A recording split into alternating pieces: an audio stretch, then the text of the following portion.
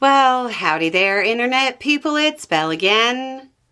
So today, we're going to talk about Trump's SCOTUS tariff problem.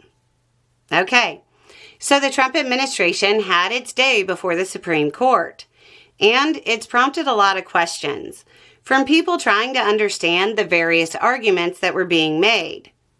The big ones were about why the questions were all over the place. Were the justices receptive to Trump's arguments? And when we'll get a final decision? So, what we're going to do is go through some of the arguments, then identify the justice that was asking about the argument. And that should give you an idea of how it went. Trump is using the International Emergency Economic Powers Act, or IEEPA, as the basis for his tariffs. Most readings don't suggest the law actually gives the president this level of authority. A justice asked, quote, "Can you point to any other place in the code or any other time in history where that phrase, together, regulate importation, has been used to confer tariff-imposing authority?" This is a very skeptical question, basically saying, hey, in all of American history, has what you're saying ever been a thing? That question was asked by Justice Amy Coney Barrett. Another justice seemed very interested in the process of the government refunding the tariffs that had already been collected, and seemed to indicate a desire to handle that question sooner rather than later. Generally, you're not concerned about refunds unless you see the refunds happening. That was Justice Samuel Alito, another conservative member of the court. On top of all that, Chief Justice John Roberts, again a conservative, pointed to the fact that the law Trump's using as justification does not specifically authorize tariffs, though other laws do. Meaning, he seemed to believe Congress wasn't giving tariff authority with the law. Beyond that, the law has never been used for tariffs before, and, quote, seem to be misfit. These are major issues raised by conservatives.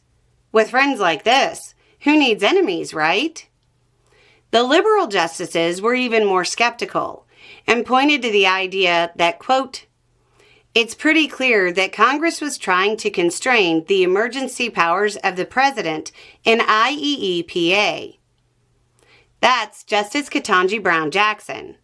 And it would be inconsistent to apply the law meant to constrain the president's power in a way that would instead expand executive power.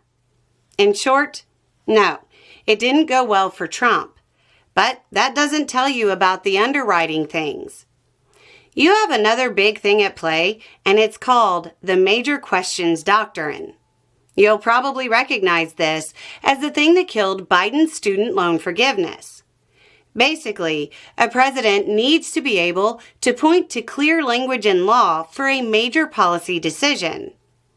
Every time Trump frames this as some existential economic issue, he's undermining his case by saying it's a major question that should have been decided by Congress, not him.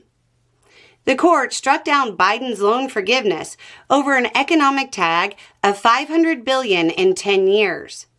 Trump's tariffs are $3 trillion in 10 years. To a lesser degree, we may hear about a thing called the non-delegation principle in their final decision. It's the idea that Congress can't delegate certain duties outlined by the Constitution to the executive branch. So, when will we get a decision? They normally take time, as in 6 months or more. But they heard this quickly, and there's a lot of money at stake here. So they'll probably act faster. But how fast is anybody's guess? But it's also important to remember that Trump has other tariff mechanisms to try if they strike this down.